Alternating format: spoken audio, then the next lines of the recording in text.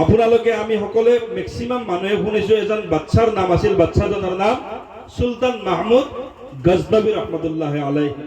শুনছেন হয় নাম? সুলতান মাহমুদ গজনবী রহমতুল্লাহ আলাইহি। তেওঁ ৰাজদৰবাৰৰ এজন বাচ্চা হয়। এই বাচ্চাজনে ৰাতি খুব মানুহ শুৱাৰ পিছত তাহাজ্জুদৰ সময় জীৰ্ণ শীৰ্ণ গৰমৰ দিন এখন লুঙ্গি পিন্ধিছে, এটা স্পৰ্টিং বা গেঞ্জি পিন্ধিছে, কান্ধত এখন এনেদৰে ৰুমাল এখন লৈ ঘৰৰ পৰা বাহিৰ হৈছে। বাহিৰ হৈ দেখে চাৰিআলি এটা আছে, চতুৰ্দিশৰ পৰা এটা ৰাস্তা, এটা চাৰিআলি হয়। এই চাৰিআলিত চাৰিজন ব্যক্তিয়ে সেই ৰাতি বহি পেলাই কিবা কথা আলোচনা কৰি আছে। সুলতান মাহমুদ গজনবীয়ে গৈ গৈ গৈ গৈ এই চাৰিজন মানুহৰ ওচৰ পালে। চাৰিজন মানুহৰ ওচৰ পোৱাৰ পিছত তেওঁলোকক প্ৰশ্ন কৰিছে, তোমালোক কোন হয়? এই তাহাজ্জুদৰ সময়ত ৰাস্তাত কিয়? তো সেই চাৰিজনে কৈছে, আমি চাৰিজন চুৰ হয়, আমি ৰাতি চুৰ কৰোঁ। এইবাৰ সুলতান মাহমুদ গজনবীয়ে কৈছে, যদি তোমালোকে চুৰ হয় তেনেহ'লে তোমালোকৰ লগত ময়ো সংগী হ'ম, ময়ো চুৰ বনিম, মোক লোবানে সংগী বনাই। তো চাৰিজন চুৰে মছৱৰা কৰি পেলাই সুলতান মাহমুদ গজনবীক ওচৰত আনি বহাইছে। সুলতান মাহমুদ গজনবী ওচৰত আহি বহিল। বহাৰ পিছত কৈছে, ভাইজান আপুনিও যদি আমাৰ লগত চুৰ হ'বলৈ হয় আপোনাৰো কিবা নিশ্চয় এটা গুণ থাকিব লাগিব। আমি চাৰিজন চুৰৰ চাৰিটা গুণ আছে। কি কি? যে এক নম্বৰ জনে ক'লে, মোৰ গুণ হ'ল যি ঘৰত চুৰ কৰিব যাম এই ঘৰৰ কুকুৰৰ যি আৱাজ, মই হাতৰ ইশাৰাত কুকুৰৰ মাতটো বন্ধ কৰি দিম, আকৌ কুকুৰে কি কয় মই সেই ভাষাটো বুজিবলৈ পাওঁ। সুলতান মাহমুদ গজনবী ক'লে, বাপৰে মাৰাত্মক দেখোন তোৰ কথাটো। তো কুকুৰৰ ভাষা বুজা আৰু হাতৰ ইশাৰাত কুকুৰৰ মাত বন্ধ কৰি দিব পাৰা বোলে। হা। এবাৰ দুই নম্বৰ জনে ক'লে, মোৰ যিটো গুণ আছে সেই গুণটো এনেকুৱা ধৰণৰ গুণ, মই যি ঘৰত যাম যিমান ডাঙৰ তালা নামৰাক কিয় মই হাত দিলে তালা খুলি যাব। তোৰটো আৰু চোৰৰ কাৰণে মাৰাত্মক আৰু প্ৰয়োজন। এবাৰ তিন নম্বৰ জনক কৈছে, তোৰ কি গুণাগুণ? সি কৈছে, মই ৰাতিৰ আন্ধাৰত বস্তু থুবৰাব পাৰোঁ। কাৰণ মালিকে যেতিয়া বাগাত দিয়ে লাইট অফ কৰি বাগাত দিয়ে, ৰাতিটো ৰুমটো আন্ধাৰ হৈ থাকে। আমি যেতিয়া চুৰ কৰিব সোমাম এন্ধাৰত মই মালবোৰ বিচাৰি পাওঁ আৰু সেই মালবোৰ আমি চুৰ কৰি আনিব পাৰোঁ। তোৰটো আৰু মাৰাত্মক। ৪ নম্বৰ জনক কৈছে, তোৰ কি গুণ আছে? সি কৈছে, মই যাক ৰাতি দেখা পাওঁ তাক দিনত চিনি পাওঁ, ৰাতি যাক এন্ধাৰত দেখা পাওঁ তাক মই দিনত চিনি পাওঁ। কৈছে, হয় নেকি? ঠিক আছে, চাৰিটাৰ 4টা গুণ। এতিয়া আপুনি যদি আমাৰ লগত চুৰ হয় আপোনাৰ কিবা এটা এনেকুৱা গুণাগুণ থাকিব লাগিব। সুলতান মাহমুদ গজনবীয়ে কৈছে যে তোমালোকৰ 4টা গুণ আৰু মোৰ যিটো গুণ আছে, তোমালোকৰ 4টা গুণ থকাৰ পিছতো কোনোবা দিনাখন তোমালোকে কোনোবা নহয় কোনোবা দিন ফাঁচি যাব পাৰা, কোনো মালিকৰ হাতত ধৰা খাই যাব পাৰা।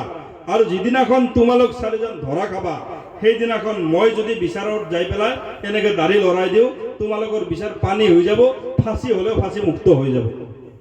কৈছে, তোমাৰ গুণটোতো খুব মজবুত, কাৰণ চোৰৰ ৰিস্কটো নাই, কোনদিনাখনে ফাঁসি যাও। গতিকে তোমাক আমাৰ সঙ্গী বনাই যাওক। এইবাৰ সুলতান মাহমুদ গজনবী সঙ্গী বনিল। সুলতান মাহমুদে সুধিছে, আজি কাৰ ঘৰত চুৰ কৰিবা? চুৰে কৈছে, আজি সুলতান মাহমুদ গজনবীৰ ঘৰত চুৰ কৰিম ৰাজদৰবাৰত। অথচ তেওঁ যে সুলতান মাহমুদ তেওঁলোকে চিনি নাপায়। চুৰে কৈছে, বাপৰে বাপ, আজি আচল জায়গা চুর করব। সুলতান মাহমুদ গজনবী কৈছে, ঠিক আছে বলা। রাহাবর গুণী কুকুরের মাত যে বুঝি পাই, সি রাহাবর নয়, কারণ কুকুরের মাত বন্ধ করবা লাগবো। সি আগত গেছে, বাকি 3জন পিছত, সুলতান মাহমুদ পিছত। গৈ পেলাই যেতিয়া সুলতান মাহমুদের রাজদরবার পাশে কুকুরে ভেউ ভেউ করে আরম্ভ করছে আওয়াজ। কুকুরের আওয়াজ যেতিয়া আইছে, আহার লগে লগে ইটো কুকুরের মাতো বুঝি পায় রাহাবর জনে। কৈছে, বাচ্চা তোমালোকৰ লগত, বাচ্চা তোমালোকৰ লগত, বাচ্চা তোমালোকৰ লগত, কুকুৰে আওয়াজ দিছে। ইহাতে একবাৰ, হে বাচ্চা বলে আমাৰ লগতে, চক্কাৰ খাই গেছি। এই বাকি এটাই মাত দিছে, আৰু নহয় ইহঁতৰ কুকুৰক এইটোৱে শিক্ষা দিছি, চুৰ আহিলে বাচ্চা লগত আহা বুলি কবাৰ। আচলতে আমিতো 5টা চুৰ, এতিয়া বাচ্চা হ'ব কোনে? কৈছে, নহয় এটাই মাত দিছে, আৰু আমি 4টাই ফাঁচি কাঠত পড়লে যিয়ে বাঁচাব পাৰে সেইজনে হল বাচ্চা। গতিকে তাৰ কথাই কৈছে, গতিকে ইও চুৰ আগবাঢ়িছো। গৈ পেলাই দৰজাৰ হাত দিছে। 2 নম্বৰেৰ কৌশল, দৰজা খোলা গৈছে। 3 নম্বৰেৰ কৌশল, 3 নম্বৰেৰ আন্ধাৰত মাল থুপৰেছি আৰু গোটেইকেইটা চুৰ কৰি আনি সেই আৰু চাৰিআলিত আহি পেলাই ভাগ কৰি ভাগ বিতৰণ কৰি নিজৰ নিজৰ অংশবিলাক লৈছে। এইবাৰ সুলতান মাহমুদ গজনবীয়ে কৈছে যে তোমালোকৰ তো চুৰ কৰিলো তোমালোকৰ লগত একেলগ হৈ, এতিয়া তোমালোকৰ পৰৱৰ্তী সময়ত লগ কৰিব লগা হ'লে পৰিচয় লাগিব নহয়, ক'ত ক'ত লগ পাম। এটাই কৈছে মই অমুকৰ ভাকৰিৰ তলত থাকোঁ, এটাই কৈছে মই অমুকৰ খাত্ৰী গছৰ তলত থাকোঁ, এটাই কৈছে মই বাৰীত থাকোঁ, ক'ৰবাত থাকোঁ এনেকৈ ধুনীয়াকৈ এড্ৰেছ দিছে। পৰৱৰ্তী দিনাখন চুলতান মাহমুদ গজনবীৰ ৰাজদৰবাৰত হাংগামা চুৰ হৈ গৈছে, ৰাজাৰ ৰাজদৰবাৰ চুৰ হৈছে। ৰাজাৰ ৰাজদৰবাৰ যেতিয়া চুৰ হ'বলৈ হাংগামা হৈ গৈছে, এইবাৰ চুলতান মাহমুদ গজনবী আসনত বহি পেলাই এই যে 4জন চোৰৰ নামবিলাক যে ঠিকনাবিলাক লিখি লৈছিল, 4জন প্ৰহৰীক আনি পেলাই কৈছে তোমালোকে যোৱা আৰু অমুকত অমুক অমুকত অমুক অমুকত অমুক এই 4জন চোৰে ৰাজদৰবাৰত চুৰ কৰিছে, 4কে এৰেষ্ট কৰি লৈ আহা। মালিকে যেতিয়া কৈ দিলা, প্ৰহৰী গুচি গ'ল, পুলিচ এৰেষ্ট কৰাৰ কাৰণে গুচি গ'ল, 4জনক তাপমাত ধৰি আনি ৰাজদৰবাৰত থিয় কৰাইছে। এতিয়া চুলতান মাহমুদ গজনবী ৰহমতুল্লাহ আলাইহি ৰাতিহে তেওঁলোকক লগ কৰিছিল, তেতিয়া তেওঁৰ ধৰণটো বেলেগ আছিল, গেঞ্জি আৰু লুংগি। এইবাৰতো তেওঁ ৰাজাৰ পোচাক পিন্ধি বহি, চীনাৰ কিবা কায়দা আছে? চীনাৰতো কোনো কায়দা নাই, চব কেইটাই চুপচাপ বহি পেলাই কৈছে হয় ৰাজা, আমি আপোনাৰ ৰাজদৰবাৰ চুৰ কৰিছো, এইটো সত্য হয়। কৈছে এতিয়া তোমালোকে যিহেতু ৰাজাৰ ৰাজদৰবাৰ চুৰ কৰিছা, গোটাকেইটাৰ ফাঁচি, গতিকে তোমালোকৰ ফাঁচি ফাইনেল হৈ গ'ল, ফাঁচি হুকুম হৈ গ'ল। এই ফাঁচিৰ হুকুম হোৱাৰ লগে লগে 4জন চোৰৰ পৰা 3জনে কান্দে, 1জনে হাঁহে। যিজন ৰাহাবৰ আছিল কুকুৰৰ মাত শুনা, সিও কান্দে, তালা খোলায়ো কান্দে, আন্ধাৰত মাল থুপৰায়ো কান্দে, মাথো 1জনে নাকান্দেও ধামধুমি মিচিকে হাঁহিৰ দ্বাৰা তলমাই হাঁহি আছে। এইবাৰ চুলতান মাহমুদ গজনবী আদক কৈছে যে তোমালোকৰ ফাঁচি, অলপ দেৰি পিছত তোমালোকৰ মৃত্যু হ'ব। বাকী 3জন লাফা ধাফা শুরু করে দিছে, কান্দা লাফা ধাফা শুরু হয়ে গেছে, তুমি যে কান্দা নাই তোমার কারণ কি? হি কয় ও বাদশাহ সাহাব, 3জন চোৰৰ 3টা যোগ্যতা আছিল। 1 নম্বৰ চোৰৰ যোগ্যতা আছিল কুকুৰৰ মাত বুজা, 2 নম্বৰ চোৰৰ যোগ্যতা আছিল তালা খোলা, 3 নম্বৰ চোৰৰ যোগ্যতা আছিল এন্ধাৰত মাল ধুপ্ৰৱা, 4 নম্বৰ যোগ্যতা আমাৰ আমি ৰাতি যাক দেখো দিনত তাক চিনো, আৰু আপোনাৰ যোগ্যতা আছিল আমি যদি কোনোবা দিন ফাঁচি যাও আপুনি দাড়ি লৰা দিলে আমি বাঁচি যাম। সুবহানাল্লাহ। এবারে আকৌ ফাঁচাই দিছে। সুলতান মাহমুদ গজনবী কৈছে হায় হায়, তোর শর্তটো মই পাহৰি গৈছিলো। আচ্ছা ঠিক আছে, আজিৰ পৰা তোমালোকে চুৰ নকৰিবা, এই মুহূৰ্তত মই তোমালোকক ফাঁচিৰ পৰা মুক্ত কৰি দিলো। মোৰ মুসলমান বন্ধুসকল, আল্লাহ ৰসুলৰ উম্মতসকল, মই কব খুজিলো এই কাহিনীটোৰ দ্বাৰাই বিশ্ব নবীৰ আদৰ্শ যদি আপোনাৰ মোৰ জীৱনত নাথাকে, বিশ্ব নবীৰ আখলাক যদি আপোনাৰ মোৰ জীৱনত নাথাকে, বিশ্ব নবীৰ চৰিত্ৰ যদি আপোনাৰ মোৰ জীৱনত নাথাকে, হাসৰৰ ময়দানত আমাৰ ৰসুলৰ সুপাৰিশ আপুনি মই কেতিয়াও লাভ কৰিব নোৱাৰিম। যদি আপোনাৰ মোৰ জীৱনত যদি বিশ্বনবীৰ আদৰ্শ, বিশ্বনবীৰ চৰিত্ৰ যদি থাকে, হাসৰৰ ময়দানত আপুনি মই জাহান্নামৰ আসামি, ৰসুলে দাড়ি লাৰা দিব, আপুনি মই জান্নাতে হৈ যাম। সুবহানাল্লাহ। এই কাৰণে আমালোকে অলপ চিন্তা চৰ্চা কৰি আল্লাহৰ হুকুমক, নবীৰ আদৰ্শক, ইছলামক আমাৰ মাজত যদি আমি সকলোৱে আনাৰ চেষ্টা কৰোঁ। আজিৰ পৰিৱেশ এনেকুৱা হৈ গৈছে, মছজিদত আজান দিলে মছজিদত মুছল্লি নোহোৱা হৈ গৈছে। এই হৈছে অৱস্থা। ঈদৰ নামাজত এনেকুৱা আমি ব্যস্ত, ঈদৰ দিনাখনো মেক্সিমাম মুছলমানে ঈদৰ নামাজ নাপায়। জুম্মাৰ দিনাখনে মই ক'লোৱে, ইমামে খুতবা পঢ়িব, তেতিয়া দাউৰা দাউৰিকৈ যাই পেলাই খুতবাৰ শুনে, নামাজ পঢ়ে আৰু পঢ়াৰ লগে লগে চালাম ফিৰি পেলাই দাউৰ মাৰে। এই হৈছে এক প্ৰকাৰ মুছলমান। আৰু মা ভনীসকলক লক্ষ্য কৰি পৰ্দা যিটো বস্তু, পৰ্দাৰ বয়ানটো তেখেতে কৰি গৈছে, দাবুল কৰাৰ কোনো কথা নাই। যদি মানা যায়, পতানে ধান বুলি এটা কথা কয়, গতিকে মানিলে ধান, নামানিলে পতান। যদি অলপ কথা আমি যদি বিশ্বাস কৰোঁ, মানুহ সেইখিনিৰ ওপৰত যদি আমল কৰোঁ, তাতকৈ বেছি নালাগে। আজি মা ভনীসকলৰ অৱস্থা চাওক, আমি কম্পিটিশ্যনত নামি গৈছোঁ। আকচাৰ ছোৱালীৰ মাজত ৰিল বনোৱা এটা কম্পিটিশ্যন হৈ গৈছে মোবাইলৰ ছ'চিয়েল মিডিয়াত।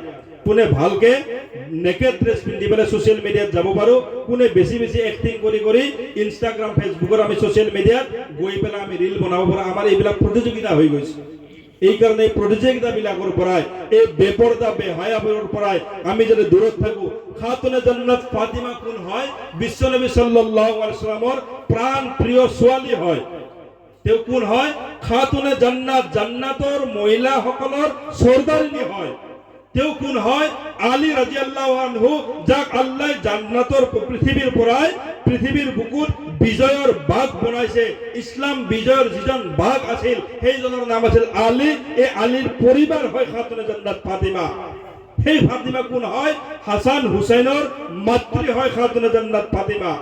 হাসান হুসেন কোন হয়? জান্নাতৰ ল'ৰাসকলৰ সৰ্দাৰ হয়, পুৰুষসকলৰ সৰ্দাৰ হয়। এই খাতুনে জান্নাত যেতিয়া পৃথিৱীৰ পৰা বিদায় হৈ যায়, কবৰত যেতিয়া দাফন কৰিবলৈ লোৱা হৈছে, এজন সাহাবাই আৱাজ দিছে, ও কবৰ, তোমাৰ বুকুত আজি এনেকুৱা এজন মহিলা আহি আছে, এনেকুৱা এজন মহিলা আহি আছে যিজন নেকি খাতুনে জান্নাত ফাতিমাতুজ জাহৰা ৰাদিয়াল্লাহু তাআলা আনহা, যিজন মহিলা নেকি জান্নাতৰ মহিলাসকলৰ সৰ্দাৰিনী। হে মহিলা, আজি তোমাৰ কবলত আহি আছে, কবৰ তুমি শান্ত হৈ যাবা। কবৰৰ কোনো আৱাজ নাই। এইবাৰ আকৌ আৱাজ দিছে, ও কবৰ, তোমাৰ আজি বুকুত এনেকুৱা এজন মহিলা আহি আছে যিজনা মহিলা নেকি হাসান আৰু হুসেনৰ মাতৃ খাতুনে জান্নাত ফাতিমা। এই ফাতিমা আজি তোমাৰ কবলত আহি আছে, তুমি শান্তিৰ ঘৰ বনি যাবা। ও কবৰ, তোমাৰ বুকুত আজি এনেকুৱা এজন মহিলা আহি আছে যিজনা মহিলা নেকি আল্লাহ ৰাসূল সাল্লাল্লাহু আলাইহি ওয়াসাল্লামৰ জুৱাই আলী ৰাদিয়াল্লাহু আনহুৰ পৰিবাৰ খাতুনে জান্নাত ফাতিমা। এই ফাতিমা তোমাৰ বুকুত আহি আছে, তুমি শান্ত হৈ যাবা। ও কবৰ, তোমাৰ বুকুত আজি এনেকুৱা এজন মহিলা আহি আছে যাৰ ওসিলায় কুল কায়নাত সৃষ্টি জনাবে মুহাম্মাদুৰ ৰাসূলুল্লাহ সাল্লাল্লাহু আলাইহি ওয়াসাল্লামৰ ছোৱালী ফাতিমা তোমাৰ কবলত আহি আছে।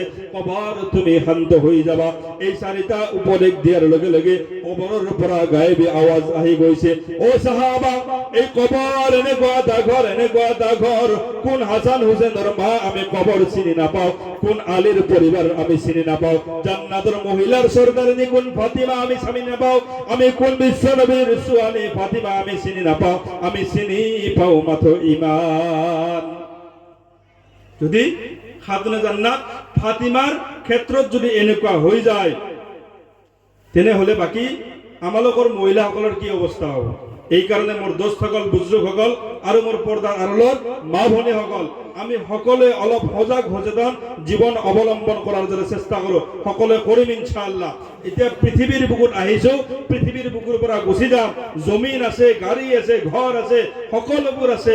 আপুনি যেতিয়া মৃত্যু হৈ যাব, আপোনাৰ সেই শোৱা বিচনাখনত আপোনাক গছল দি আনি পেলাই আকৌ নিয়াৰ সুযোগ নাই। আপুনি যি পৰিধান সৃষ্টি কৰা কাপোৰ, সুন্দৰ সুন্দৰ পোছাক আপুনি পৰিধান কৰে, আপোনাৰ যেতিয়া মৃত্যু হৈ যাব, সেই পোছাক আৰু আপোনাৰ গাত লোৱাৰ সিস্টেম নাই। আপুনি বিলাসী কম্বল গাত দি পেলাই শুইছে, জাজিম বক্সত আপুনি শুইছে, আপুনি মৰি পেলাই দেখাওক, আপোনাৰ আৰু সেই বিচনাত দ্বিতীয়বাৰ উঠাৰ এলাও নাই। বাহিৰে বাহিৰে গছল দি, বাহিৰে বাহিৰে 3 টুকুৰা কাপোৰ পৰিধান কৰি বাহিৰে বাহিৰে আপোনাক বিদায় কৰি দিব। এবাৰ চুক মুদি ভাবকচোন কি পৰিৱেশ আমালোকৰ মাজত ঘটি আছে। এই কাৰণে পৃথিৱীৰ বুকুত জীয়াই থকা অৱস্থাত আমি সকলোৱে এনেকুৱা আমল কিছুমান কৰোঁ যিবোৰ আমি কবৰত শুই শুই ল'ব পাৰোঁ।